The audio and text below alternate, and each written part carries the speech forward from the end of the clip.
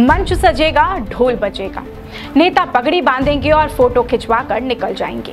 लेकिन असली सवाल यह है कि क्या आदिवासी समाज के लिए यह दिन खुशियों का है या साल के बाकी 364 दिनों की अनदेखी का एक जश्न। इतिहास के नाम पर खोखली ताली कब तक बजाते रहेंगे? भील, मीणा, गरासिया, डामोर इनकी वीरता के किस्से सुनाकर नेता मंच पर फूल बरसाते हैं।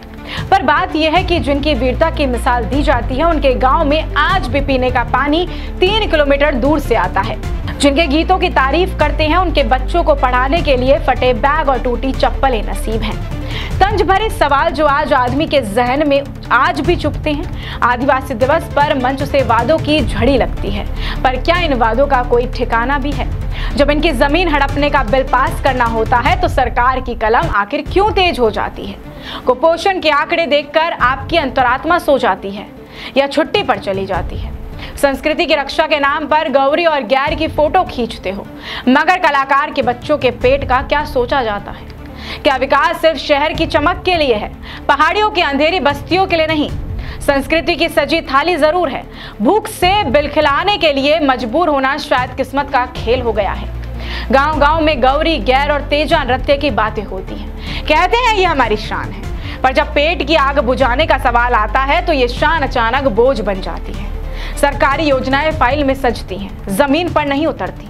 आदिवासी दिवस पर ताली बजाना बहुत आसान है, पर उनके दर्द को सुनना बहुत मुश्किल।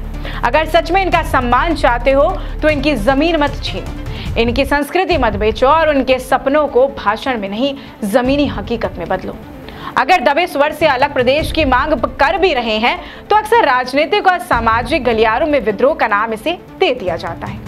क्या ये समझ लें कि अब ये सब एक मुख्य धारा में आने की कवायद के लिए जूझ रहे हैं और अधिकार मांग रहे हैं?